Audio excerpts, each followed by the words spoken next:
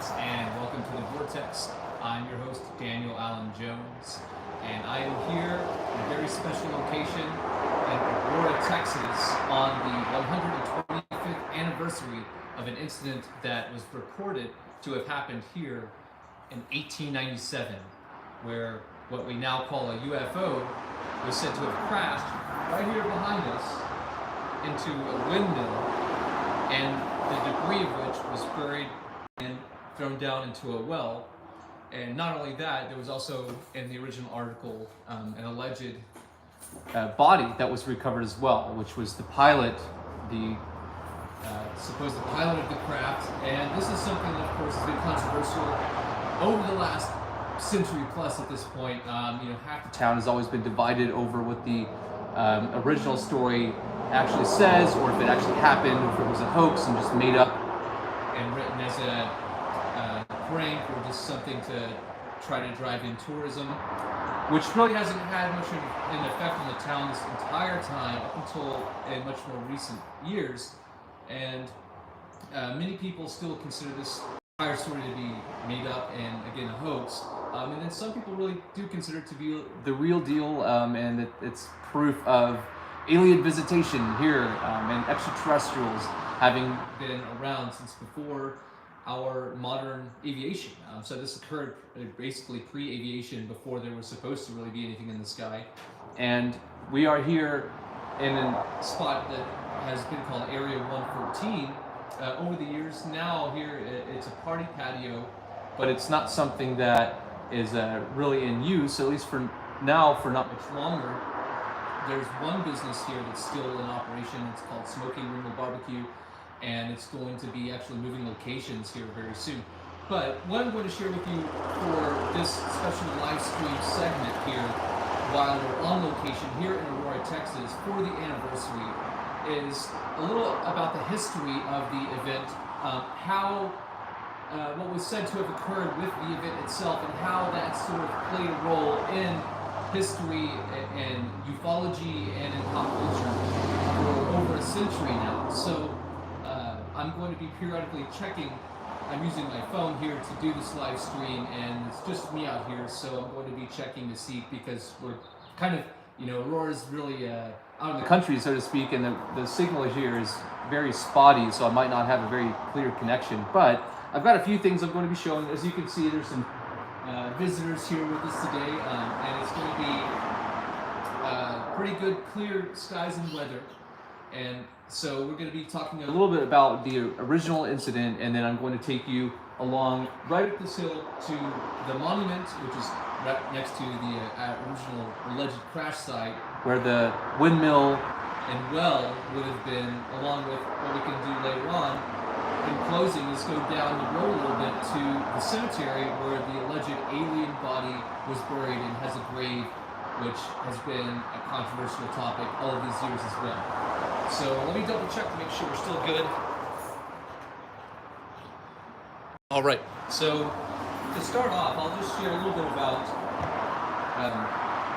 how I found out about a lot of this is basically due to my good friend, the late Jim Mars, who I've got a colorful caricature, cartoon type picture here that I'm going to just have with me. So he's here in spirit, because he was a big part about helping to popularize this story and get it out into, the public awareness in a way that people really got to know about it in a much larger way. And so thanks to you, Jim, that, I'm hoping to carry on your legacy of investigative journalism and hopefully continue to shed light on some of these challenging issues here.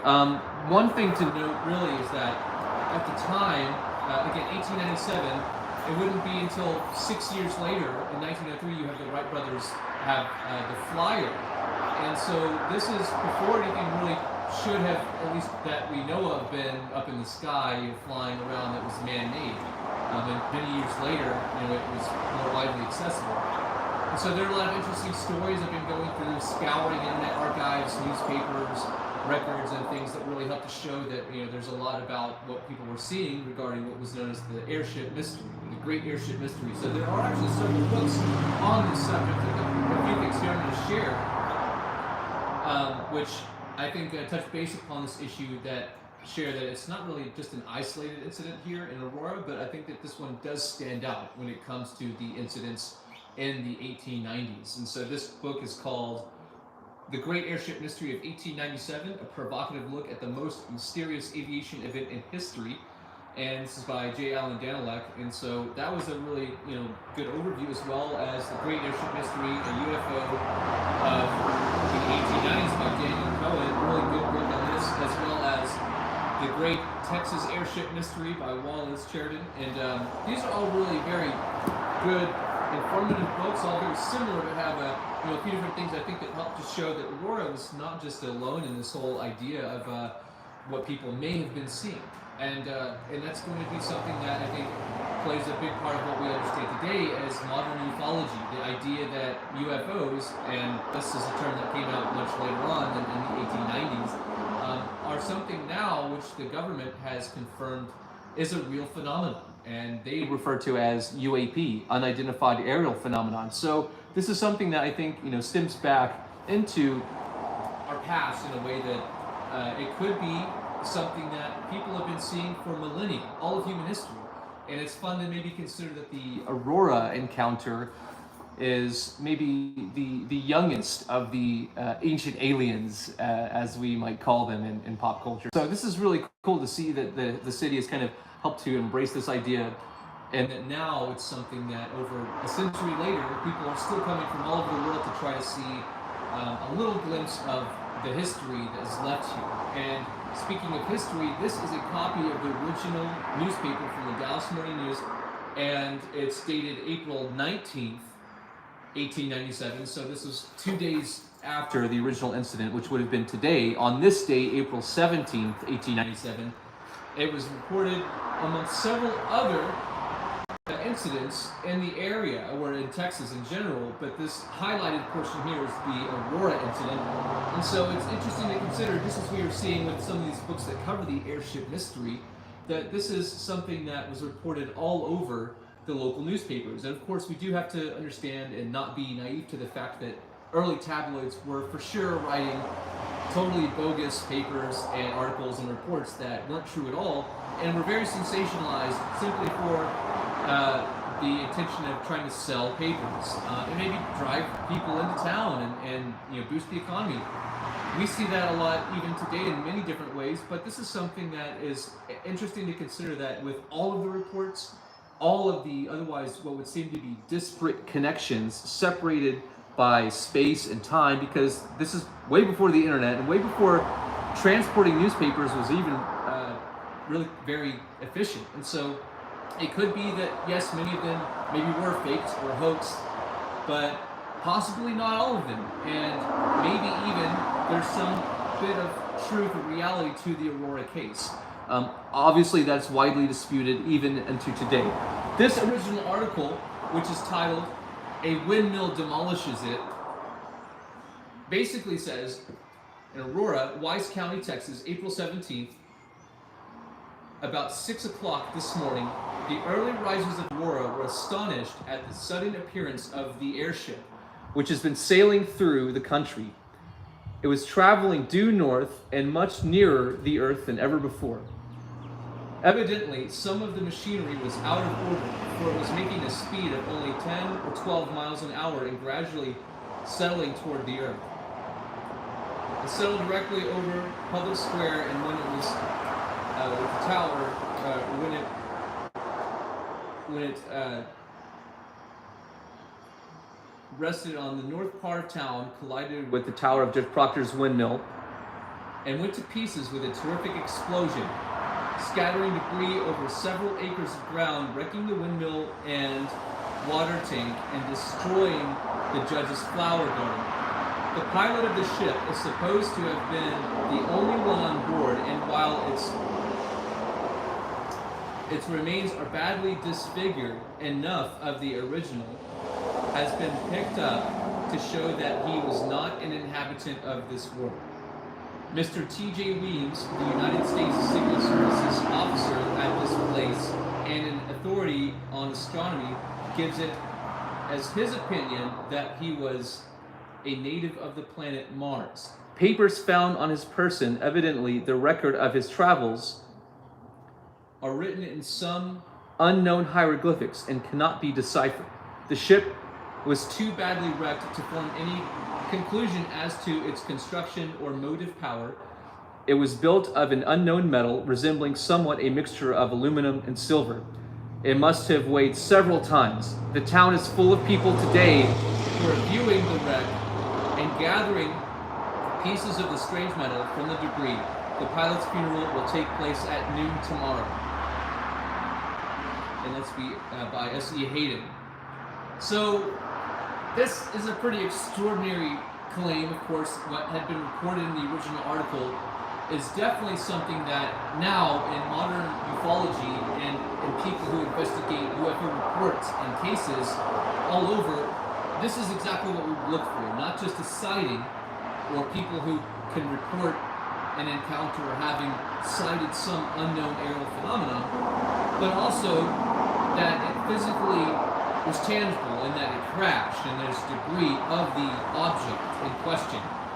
Not only that, but there was reported to be a body, the occupant or pilot of this object as well, which in modern terms we might think of as an alien or extraterrestrial, and as had been stated in the original article, possibly even a Martian.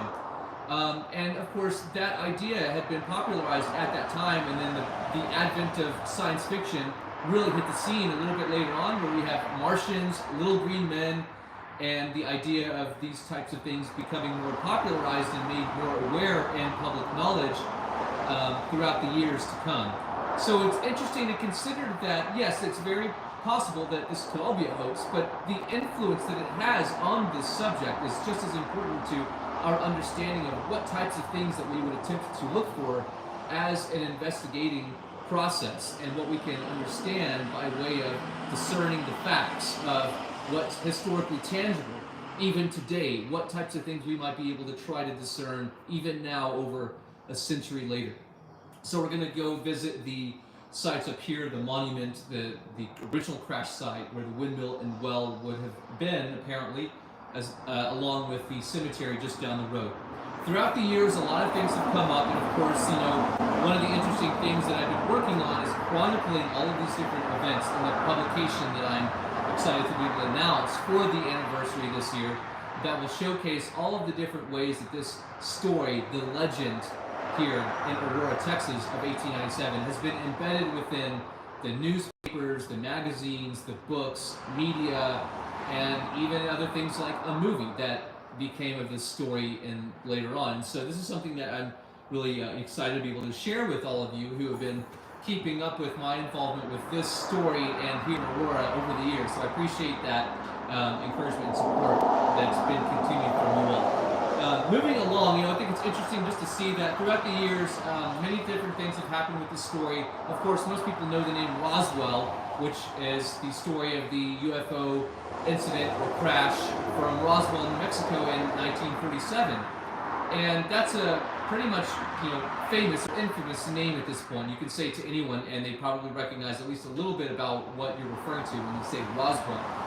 The interesting connection with Roswell and here in Texas is that it is said that the debris from the UFO crash in Roswell from 1947 was taken here, literally just miles down the road to Fort Worth at the Army Airfield to be examined and then displayed and then shown to the public by way of media and newspapers at the time, which is what the people that you see holding the pieces of what looked like aluminum foil, which said that it was just a weather balloon. And this is really interesting to consider, that how the connection 50 years later in something that's worldwide, it's renowned, that we now call the Roswell UFO incident, has a connection here with Texas, just a few miles down the road from here in Aurora. So down, as history goes, after Roswell from 47, you around the same time have a new family who moves on the property, the Oates family, Brawley Oates, who wanted to use the well, who basically took all the metal and debris, whatever was put in that well, or was found in that well, they removed it and wanted to use it for drinking. And this is around the time that, a little after, or before actually, the Roswell event was said to have happened. And so apparently the Oates family were drinking from that well for a number of years. And by the 70s, they had claimed that because of really bad illnesses and arthritis, which was really big on their hands, some of the worst seeming to be worst cases of arthritis maybe even known, they allegedly, they claimed that it was because of that radiated water from the spaceship, from that alien and the crash and all of this. So it's interesting to see this connection as well. Into the 70s, of course, many different UFO investigators, including Jim Mars here, came down and were interested in reopening and looking into this, what had basically fallen into legend and sort of a mythology of Texas lore. And so in 73, you had all these people descend upon Aurora here to launch an investigation to try to find the original crash site, to go down to try to find the grave.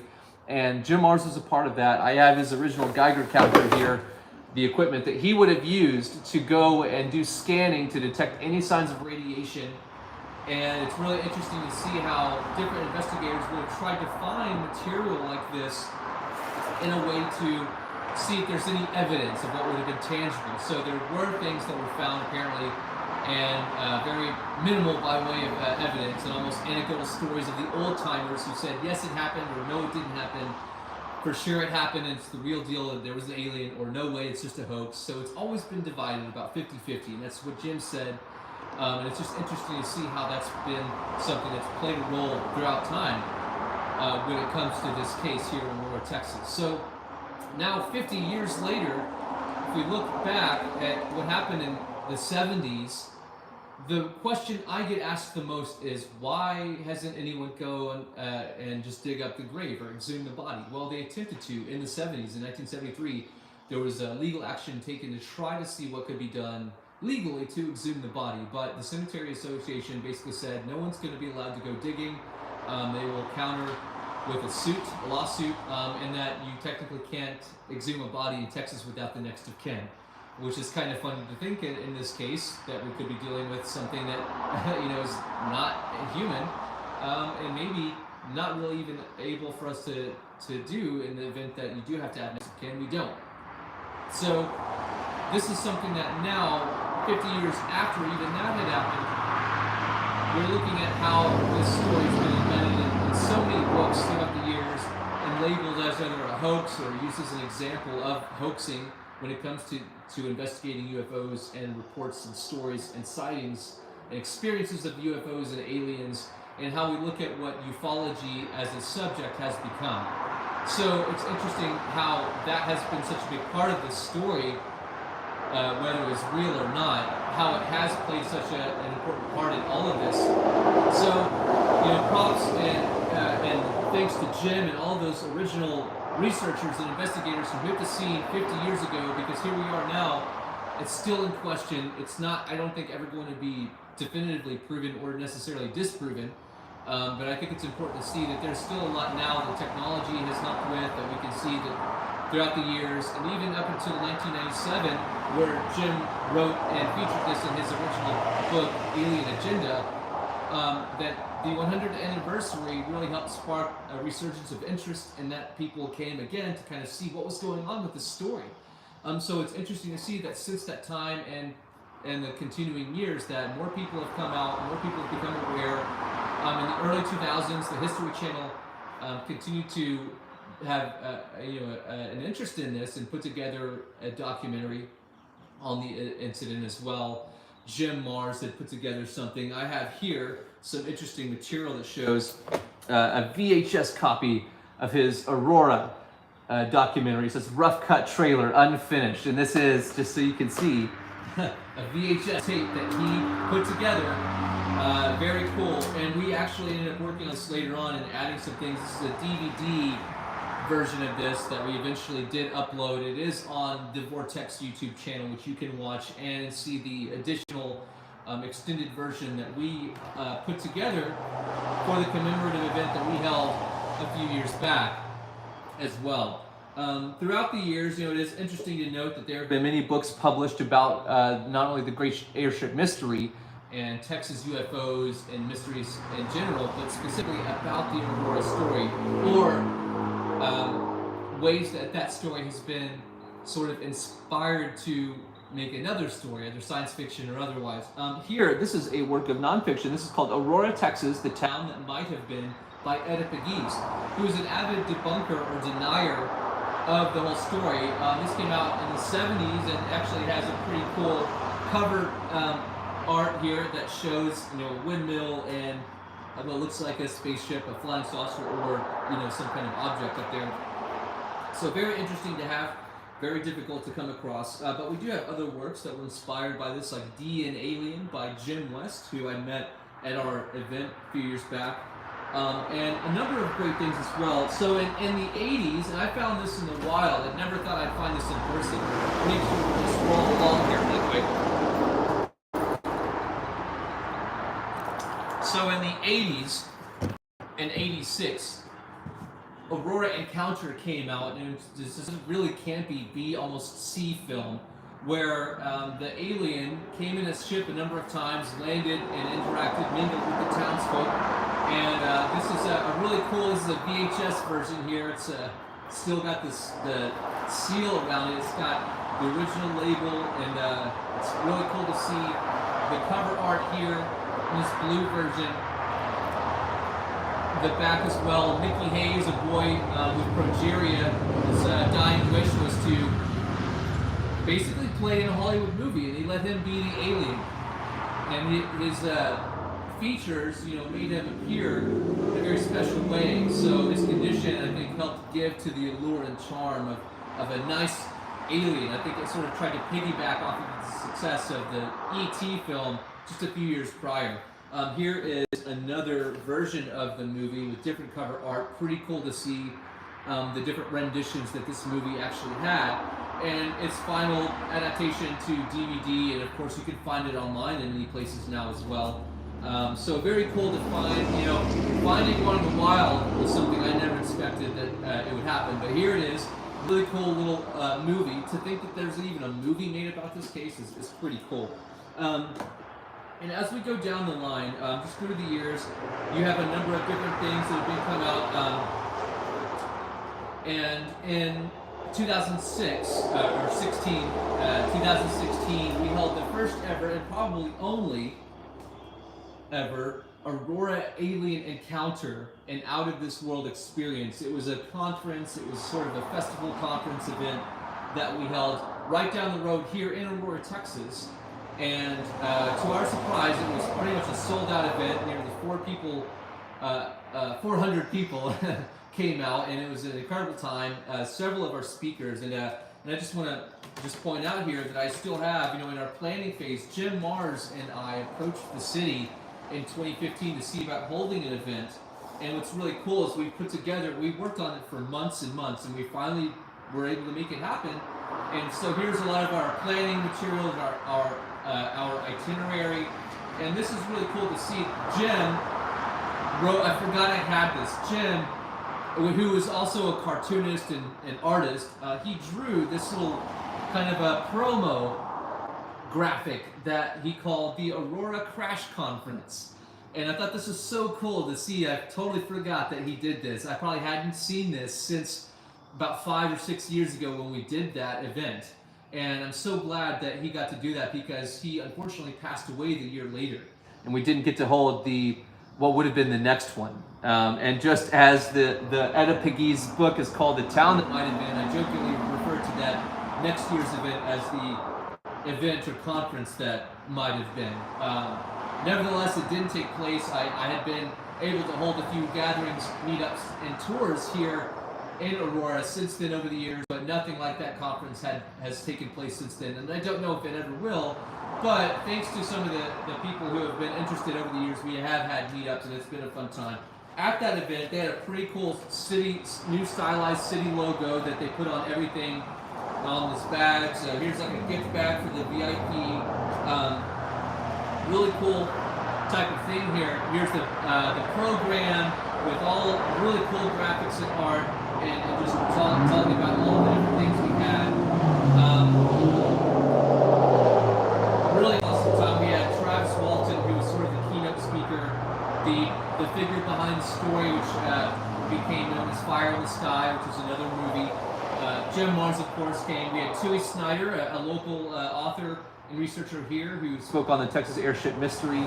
We also had Stephen Androsco and my good friends Stephen Androsco and Noe Torres, who had researched and not only just the Aurora Incident, but also other Texas and other UFO crashes like Roswell's as well. Nick Redfern, we had Jim West, who wrote this D and Alien. Nick Redfern is another good friend of mine, an author on a number of books, and we talked about the Historical Commission at the time. It was really cool to see all the different sponsors and vendors we had as well. So, very cool event. And I'm glad that we got to do it, and it's something I don't think will probably ever happen again to that scale, but I'm glad that we had that opportunity. Here are a few little goodies. This is pretty cool. Here are our presenter badges that they made up for us, laminated. Here we are, myself and my buddy, the late Jim Mars. We were a part of that city function here in 2016. It was cool that they made these for us, as well as these little VIP badges with all the speaker information. It has a little part of this that says "Believe" and has a spaceship. It says 2016 and little alien that says "I want to believe." Very cool of them to have made this with a little note on the back. That's like a little mock-up of the original newspaper. So that was awesome. And then these, and it also came with a little alien with a parachute. So you might get one of these like gumball machine, candy machines or something. Very cool.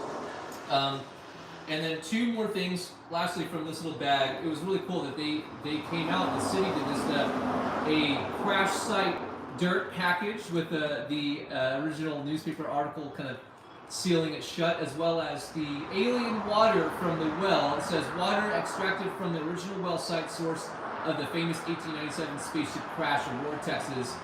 Do not consume, not intended for potable use. So here's the well water and dirt from the crash site that the city actually took the time to sort of make. So this is like very limited. Probably very few people out there even have this or know about this.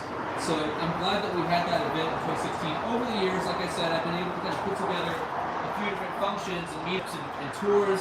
We've had a great time throughout the years doing that, and there have been several books that have come out, like I said.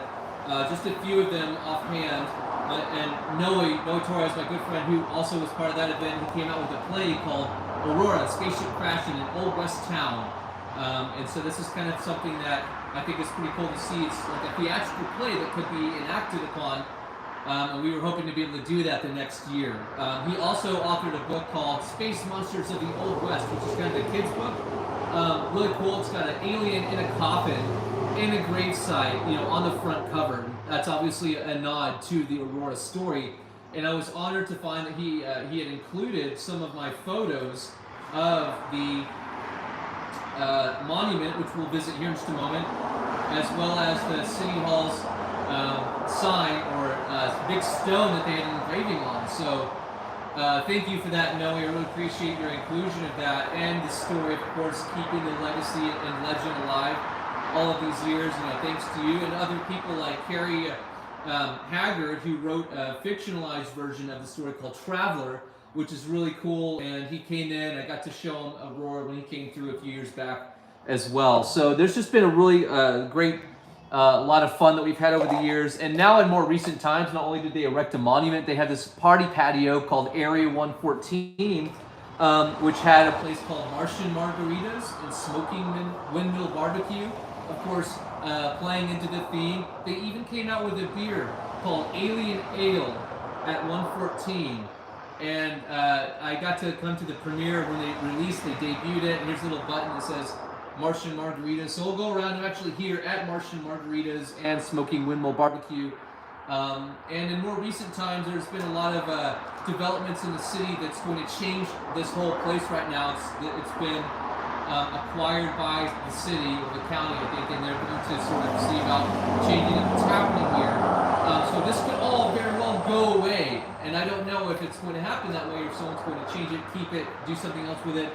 But what I'm here to also share about is because of the anniversary today, I'm excited to announce that I'm coming out with a publication that features all of this history 125 years of history chronicling how this story has been embedded in newspapers, magazines, books, media, Hollywood, as we seen it, had a movie made out of it. It's been all over the news, newspapers. We had this event, of course. Here we have the Area 114 party patio, Martian margaritas, all of these things, and so this is something that I put together some artwork for to depict the original incident as it was claimed to have been portrayed in the original article that we discussed in 1897.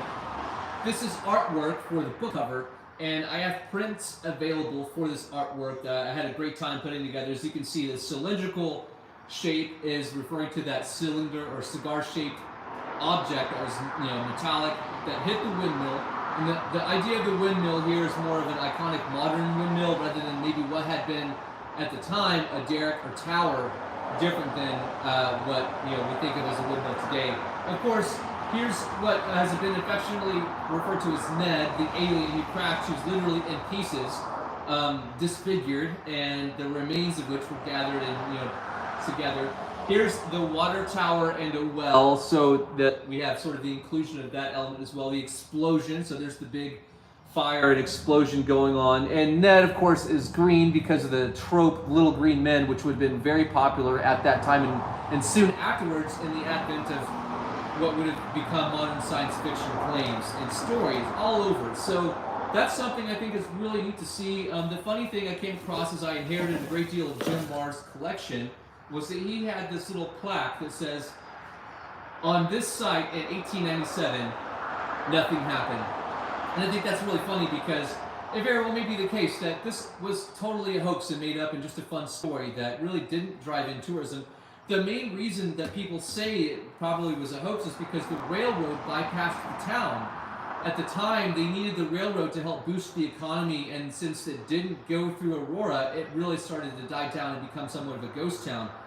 So it was really cool to find. I was able to acquire this really old receipt from Union Pacific, from Denver and Gulf Railroad Company that went through, and it's stamped here, Fort Worth, Texas, December 1897, which is kind of a receipt of travels on the railroad at that time that went from Denver to Aurora. So it very well could be that this is the reason why the story was made up, to help to try to drive people back into a dying town.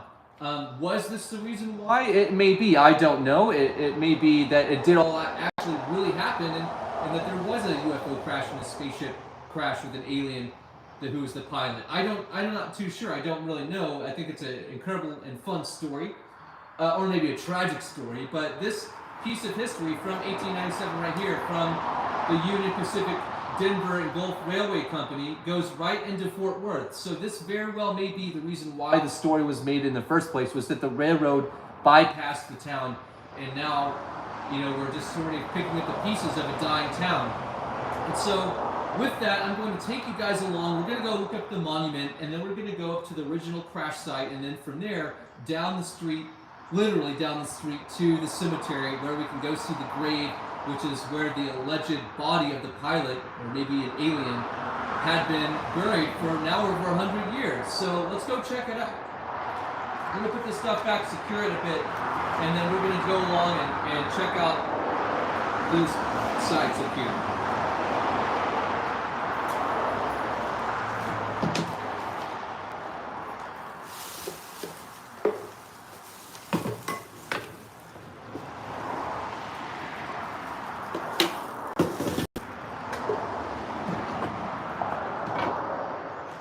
But I'd be glad to hear what you guys think. Do you think it actually happened? Do you think it was a hoax that was all made up for tourism and try to boost the economy? Do you think there could be some parts of the story that were true and parts that were made up? I think it's really interesting to hear what you guys think. So if you've been here before to Aurora, or you'd like to go, share what you experienced or what you thought it was like when you got to come out and check it out. And if you got to come out here to Martian Margaritas, I'd be glad to hear what you all think. So we're going to take a reader.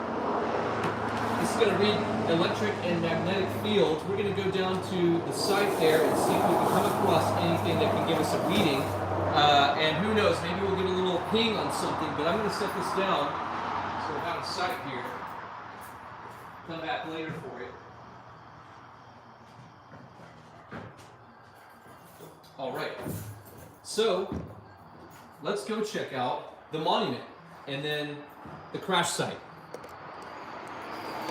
All right, so I'm gonna actually just show you guys really quick, Martian margaritas. It's closed down. I don't think it's gonna open back up, but it's really cool. Here we have Martian margaritas. There's a few aliens, and for those of you who know, I used to take around little Ned, who is the alien. I gave him a wheelchair, I decked him out. He had some swag, he had buttons and pins and patches from all the places we had visited. He kind of looks like these guys here, but I think, from what I've been told, that he's actually inside, stored away, I hope, here in Martian Margaritas. I don't know if I'll see him anymore, so I miss you, buddy. I hope you're in there somewhere. There's the alien ale box they came out with. Very cool. I think that's pretty much out of production. So if you ever got any, that was it. Smoking Windmill Barbecue. They have some really cool stuff. They're going to be moving locations just down the road here on 114. This is Highway 114 here, and that's why they called this place Area 114 Party Patio. So let me just show you as we continue on. I'm going to take a moment to just show you the very front of the building here. So there's Area 114. They never got to put on the official sign on the very front. They had a really cool logo. As you can see, Area 114, Martian Margaritas, Smoking Windmill Barbecue. There's an enormous tower there. It's actually connected to this church, I guess. And then City Hall was over there. City Hall burned down. And so nothing's really left other than the walls. So it's too bad that had happened, but here's a really cool mat. Area 114. So that's pretty cool. Make sure this is stable. If you guys are getting any noise from this. Yeah, let's continue on. This was a whole this whole site has now been basically acquired by the city, the county, I think, and is no longer in operation. So there's their really cool logo. I thought that was pretty neat that they came up with that. It's got like an alien with the Texas Longhorn type, hybridization there. And so that's really cool. That's kind of what was going to be on the very front of the building, but no longer. So this is all shut down. You can see it's got tape. It's taped off. But maybe someone, whoever, if they auction it off, they can acquire the resources to put it back in action. So look at all this debris strewn over, a few feet, yards here, but this was all left over from what they were working on. Unfortunately, they had a good amount of plans that never really got to come into fruition. So I think that, we're fortunate that any of it did at all. Here we're going to go up to the monument now.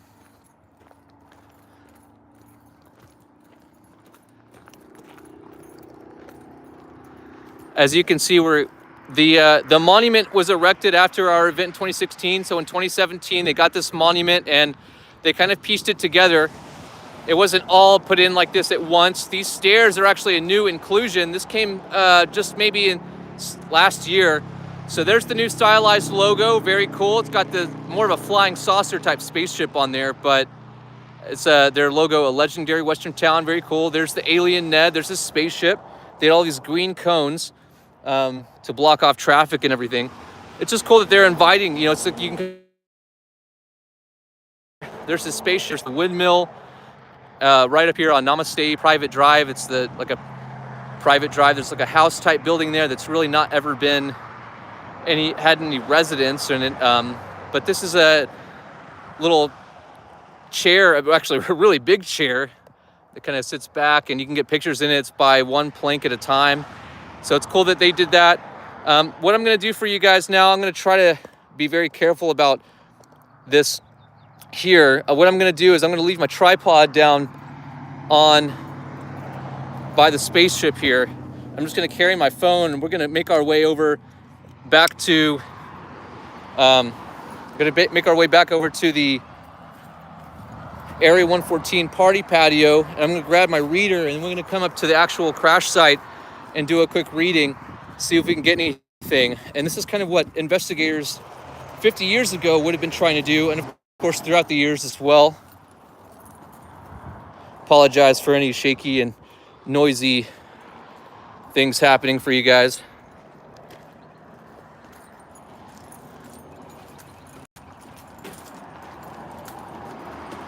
All right, so here I am back at the party patio, and just came to grab my reader. Let's see, where did I put it?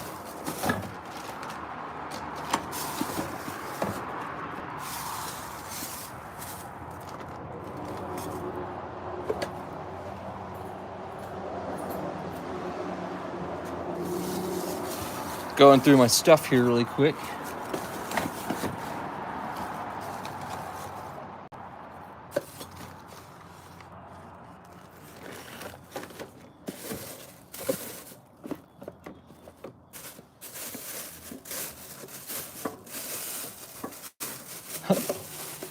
Sorry about this, guys. I thought I had it with me for a moment. Let's just set it down. Oh, yeah, here it is. Okay, got it. So, just to show you here,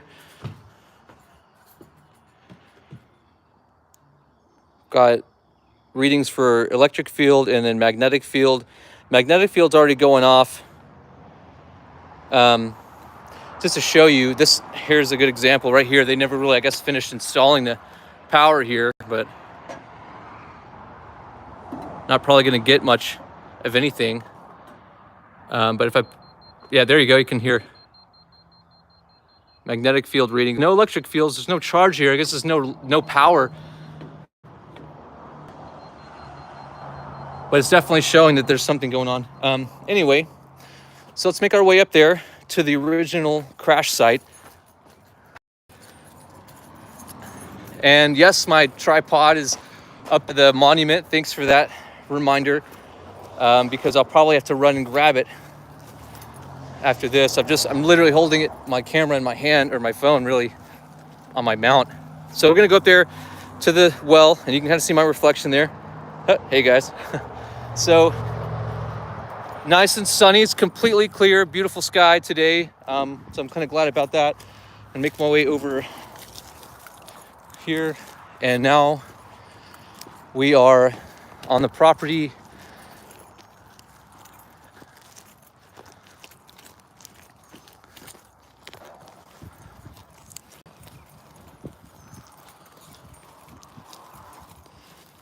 All right. So it was said to have come down from the south. As you can see, this is probably a little bit more elevated than much of the other areas. And we're gonna head over to where the well and windmill and water tower would have been.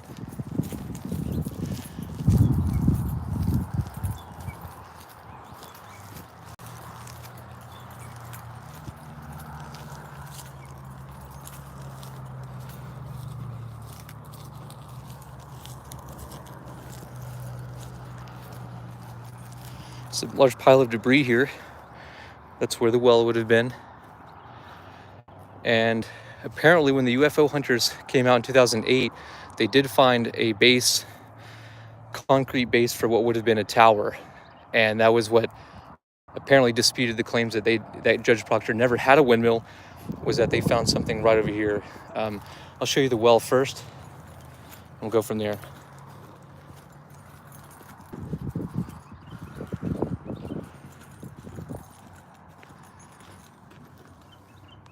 This is it. This is what remains of the well that was said to have contained the material from the debris and crashed UFO or airship.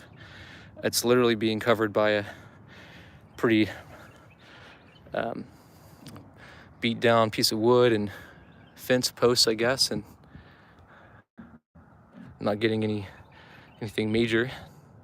I'm getting a little bit of a electrical reading. That's curious. Obviously, with the metal fence here, doing any metal detecting would kind of have to be careful. But this is where it was said to have happened. Right here, you know, something came down from the south this way toward the north, crashed here into a windmill, exploded probably everywhere. As you can see, it's very barren. It's you know, they said it's always been this since that happened. Nothing can really grow. I mean, grass is a little bit greener now after years, but you know, so it's interesting to see. The base was said to have been right here for the tower, and I guess it would all have been connected to a well house here. And here's a little bit of the well. You can kind of see down there a little bit. So who knows? Maybe there's something down there. I'm not really getting any strong readings, but it's just curious to think. It could be something. When UFO hunters sent my buddy Pat Uskert down there, he didn't come back with anything but a snake. And they let the snake go. You know, there's hard to find anything like that now. So this is where the windmill would have been, apparently. And there's a big pile of debris in front of it all now. I guess it's like a deterrent so people don't really come onto this property anymore. But as you can see, this is a new vegetation. It's been here for several years now, but it's growing. You know, it's something that I guess they're trying to help just the vegetation come back. So yeah, there's the cover of the well, and no one really comes out here that I know of. So it would have come from the south this way, and then crash, explode, all the debris put in the well. So very curious to think what actually happened, if anything. But people aren't really coming out here to try to figure it out anymore. So what we can do now is we'll head back. We'll get that tripod, and then we'll go down to the cemetery, which is just down the road, and we'll take a look at some of that stuff there. So I didn't really get any readings, which is probably good. There seems to be a connection between people who have close encounters or come into close proximity with UAP, with unidentified aerial phenomena, and actually, unfortunately, incur some kind of injury like radiation. So that sounds like who lived here before, the Oates family, who moved here on Judge Proctor's property. Later on, they claimed to have gotten sick because of drinking that well water, which they said was because of that alien spaceship. I don't think there's any medical records to substantiate those claims. Maybe some medical records existed, but I don't know that they do or really ever did. But we can try to find other pieces maybe that connect this story together through history and through different accounts. So I've connected with some of the townsfolk here over the years, and it's interesting to hear everyone's sort of side of the story, so to speak. Yeah, and so here we are coming back to the crash site monument. As you can see, it's just right there from the highway, passing over this little fence or gate part. There's the tripod, and we'll jump in my car and we'll head down to see maybe if we can find any detections of metal at the gravesite. Now, I should say that I've been a number of times, and now there's a huge stone. The whole story of the gravesite stone, headstone, is that in the 70s, after they tried to exhume the body, they basically had a cemetery watch, and after that was over, the headstone went missing. The original headstone went missing. There's actually a reward for it by a lawyer in Dallas, and it could be that it's known to exist somewhere, but we just don't really exactly know where, and some people might. So let's drive on down.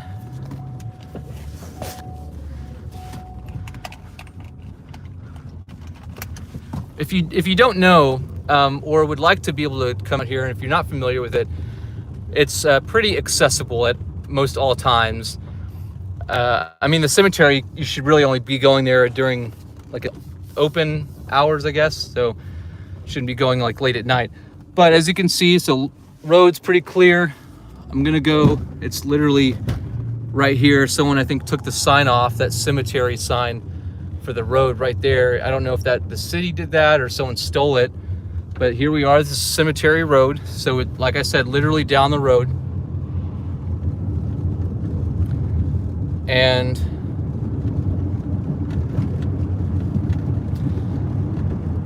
over the years, other cemetery, the markers, this headstone, gravestone markers have been put in place for the alien gravesite, and they have also been stolen. Up until about 2015, a new one was put into place that is very large and is not one that you can simply walk away with, and actually helped move it in place with a bunch of guys who came out before we had the conference to put it kind of more in alignment with where it's said to actually be laid to rest. So coming up to the cemetery, we'll actually take a look at the cemetery historical marker also.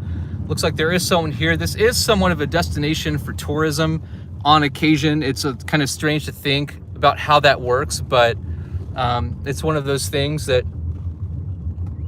people know about. If you're coming through into town, you either know exactly why or what you're coming to do and see, or you have no idea and you pass right through it.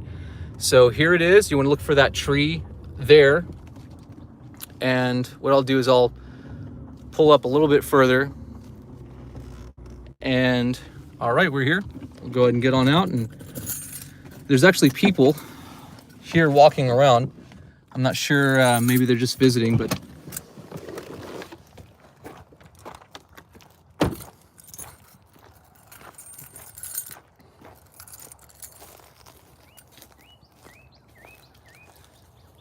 here we are. This is the tree. It's always usually got bees. So for years it's said to have, if it had bees, and I've seen them before, I guess maybe not right now, but this is the gravestone here. As you can see, people come from all over and leave a bunch of goofy items. Looks like we've got a spark plug and some Chick-fil-A sauce. Very clever guys. Some interesting things here. So it could be that there's an alien body buried beneath this grave. Here it is.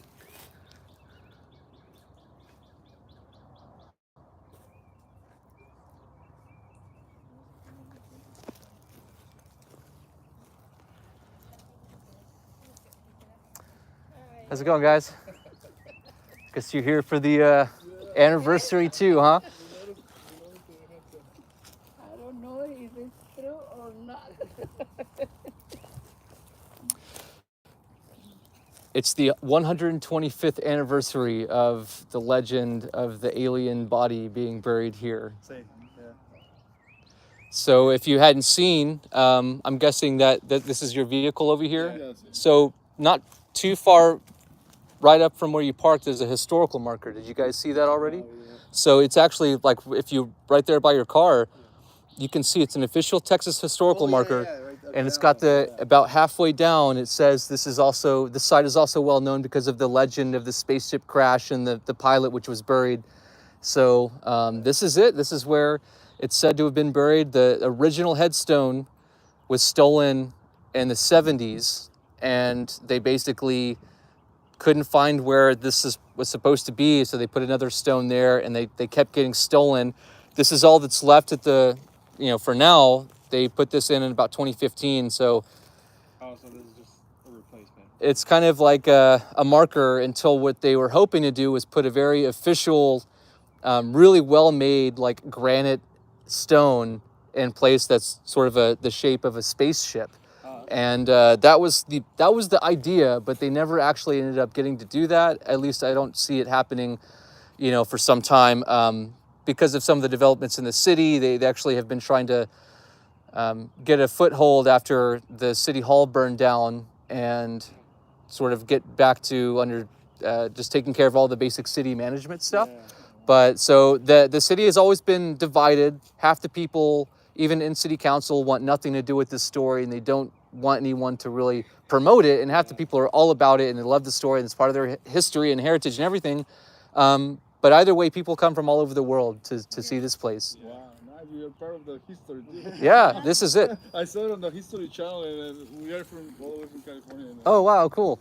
And so we just happened to cruise the Newark. Newark, yeah. And then, Newark he is said not too far down the road. He was looking at Aurora. I was like thinking, is this the same one that I saw that one time at the UFO Hunters? UFO Hunters came out in 2000. Well, the show aired in 2008, and they did some testing. And so I know those guys, and they sent Pat Uskert down the well. I was just up at the monument. You guys probably saw the monument. So I saw the little placard here. It's I right. There was a well that it landed. It's pretty much past that monument. Some defects going on. It's just all closed up now. They don't really let people get in there anymore. But it's that's what they got to do, and apparently they got to go and send him down and unseal it, and send him down to see if he could get any of the metal, but they couldn't find any of the metal. But it's said to have been a big explosion, and they people would have metal kept for years and say, I've got some from the site, and put it in shoe boxes and in attics and things. But no one's really, and some people have tested the metal, and it seems to have some anomalous, weird properties, but like aluminum and zinc, which would have not really been widely available. It did exist, but it wasn't really in circulation all that much. So it's just one of those things that makes it a little bit stranger to consider that the metal that had been found and tested didn't seem to really fit in, so it is kind of weird.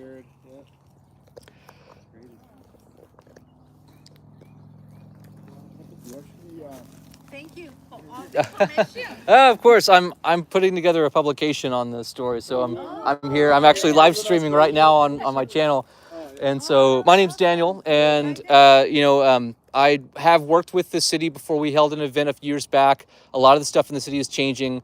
That big patio up there, it was a really cool place that they had events and things. That's all either going away or changing because of some city things. But what's going on right now is that, because of the anniversary, I've been going through and trying to get into the history of everything since it's all happened, over 100 years of stuff. And this story has been just a big part of UFO history and people who've done in research and investigations and the shows, like you were saying. And so it's been a big part of that.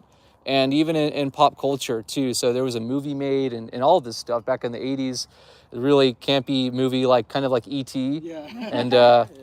And not nearly as good as E.T., but it's just cool to see that there was so much that has happened with this story. So I'm about to go grab my metal detector, and I'm not going to do any digging, just so you guys know. That's totally illegal because some people have tried to actually see if they can come and dig it up. Yeah. But it is interesting to see if the History Channel came out and did ground penetrating radar. And they did that right over here, and they detected a small child-sized grave, which we don't know what's in there or what it is at all. So if you guys would like to, I'm going to get that. You're welcome to stick around for that time, and I'm going to eventually, to end the stream, go over to the historical marker because it's got that little note on there. All right, guys. So here we go. That is correct, as you can see. And I want to show this because Chris Bledsoe, who's been appearing on a lot of different things lately regarding UFOs, had mentioned this as well. And he's correct that there is a Bledsoe historical marker sign here. And this one was put in, looks like 86 right there. So that's really cool to see that that's here as well. And that's going to be something that kind of is an interesting connection. Got a few people coming out of town to check out the same thing. So I've got my metal detector here. I'm going to crank it on.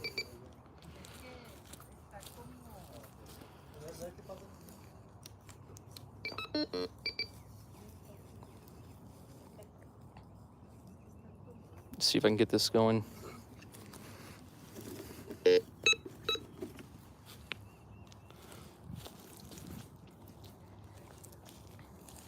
ya te tomé la foto.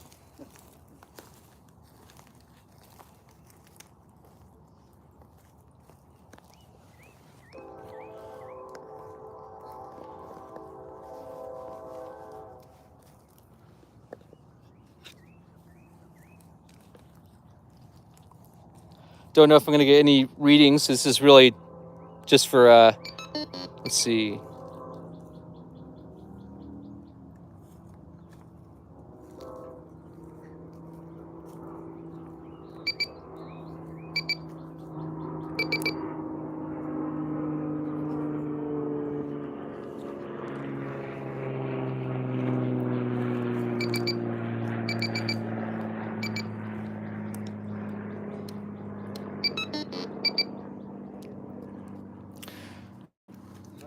I'm just see which out, see if I need to switch some batteries on here, but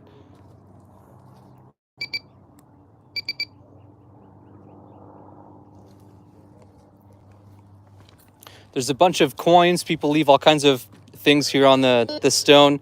You can hear right now it's picking up some of those things. Right now, which is interesting, is it's showing at a depth of 4 feet, it's showing that's picking up something.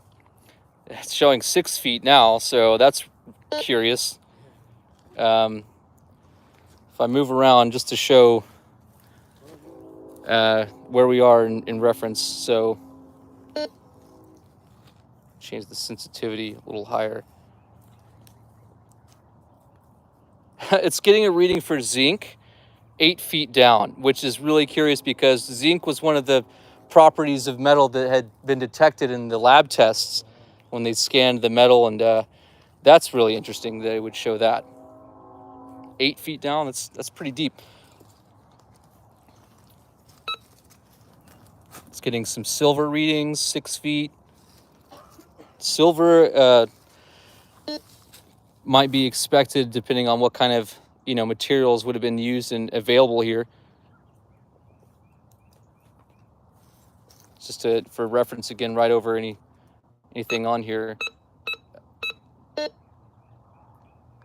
You can see there's plenty of pieces of metal. I mean, there's coins, there's little pieces of electronics and things. People leave all kinds of random things that aren't related at all. It's just some of it's neat, some of it seems like it's almost like littering though. So getting reading pretty far down, which is interesting for some silver.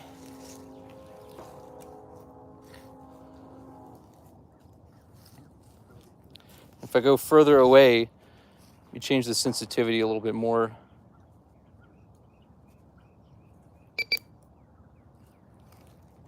And come back over.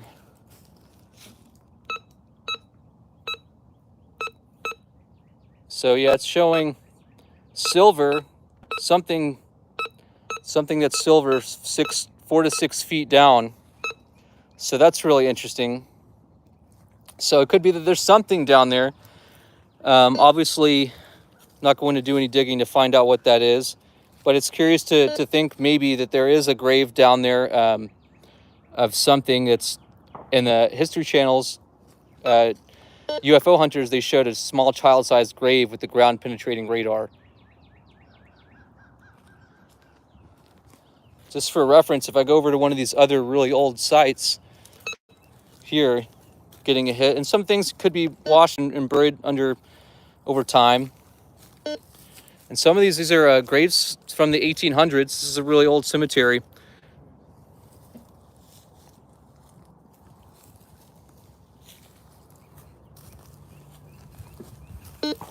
So getting a hit 8 feet down for something.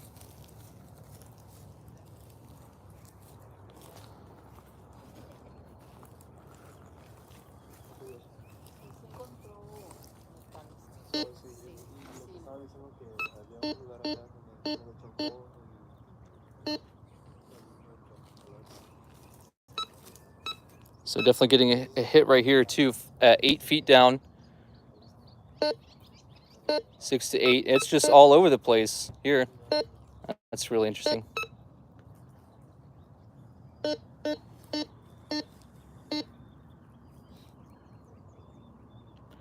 Yeah, it's showing that there are readings here anywhere from 4 to 6 feet down, which is around how deep you would end up probably having to bury someone. So I mean, the stone that used to be there probably shifted, like, it's like there's a new marker here now. So. yeah, even this one looks like it's probably been shifted around. You can see that since the ground's very barren, people are walking all over it. It's sort of raised up here. That wasn't like that originally. A lot of this dirt, the sediment has washed away, and you can tell the stone looks like it's up on a little bit of an elevated platform there of the ground, but that wasn't intentional. It actually just kind of eroded away over since 2015. It had been shifted around a little bit. So this is really interesting to see readings. Obviously, I'm not going to be doing any digging, and really no one should. That's highly illegal, even if it wasn't an alien or something like that in there. And it is interesting to show that it is getting readings that are showing like 8 feet down, 4 to 8 feet into the ground. There's being something giving some pings here, but really interesting. So there definitely seems to be something here at the graveside, at least as far as readings all over the vicinity here show that there could be something down there, and just with other references we can see that this has been examined over the years. So whether there's an alien in there or not, it's hard to say what's even left of it after over a century, but that is really interesting to get some readings here officially with the metal detector. But to kind of wrap things up with this stream, I'm going to head over to the historical marker, and we'll set this down.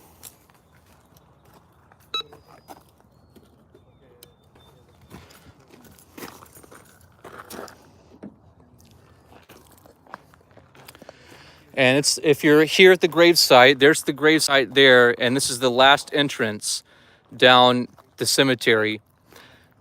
There's actually a sign for the cemetery over here. We can just walk over there, and we'll be able to just see the sign for the cemetery as well as the Texas historical marker as well, which is really cool to see that it's even here. And they actually have that mentioning this whole story.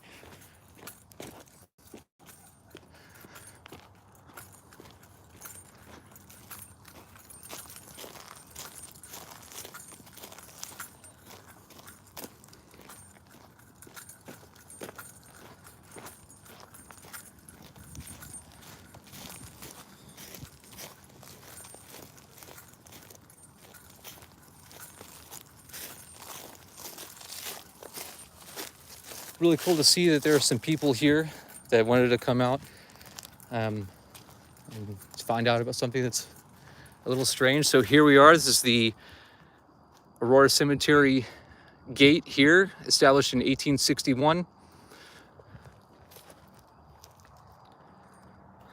As you can see, it is an official Texas Historical Commission marker, and it's got a lot of good information. It does talk about the epidemic and the downfall of the town, as well as some other things. As you can see there, meningitis, had a bad disease.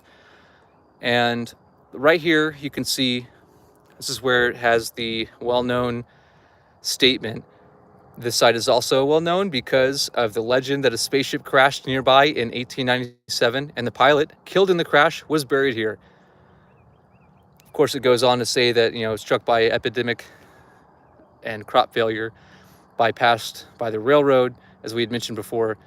This is probably what led to the downfall of the town. This was erected in 76 with the help of Rosalie Gregg, who helped a historical committee there in Boyd. And so they've got a lot of great information. I've been able to go and visit and see at the Boyd Heritage Museum. And I'm really glad that they actually, they even have any of that stuff left, because the city hall burned down and doesn't, as far as we can tell, doesn't have anything left to really look at as far as records or newspapers or anything that date back, into any of these time frames. So it's been really great to see the development, at least in the short amount of time that I've been involved with this whole place. you know, through my good friend, the late Jim Mars. Thanks to you, buddy. This is for you. I'm dedicating my continued work in Aurora to you and to all who are looking to carry on with the legend of 1897. And so with that, as I always say in the end of my videos here, there are new things to discover and to be discovered every day. We won't know if we don't go. We've done just that here. We're here in Aurora, Texas. It is the 125th anniversary. I'm honored to be sharing this with all of you here. I appreciate your support and your continued support over the years with my involvement with Aurora and my many adventures all over. And I'm excited to be able to announce that I'm going to release the publication I've been working on, that Jim and I were working on, that we will continue to do as he is here in spirit, and I am honoring his memory and legacy through that work, and I'm glad to be doing so. And for all of you as well, thank you all. And so with that, we'll see you in the vortex.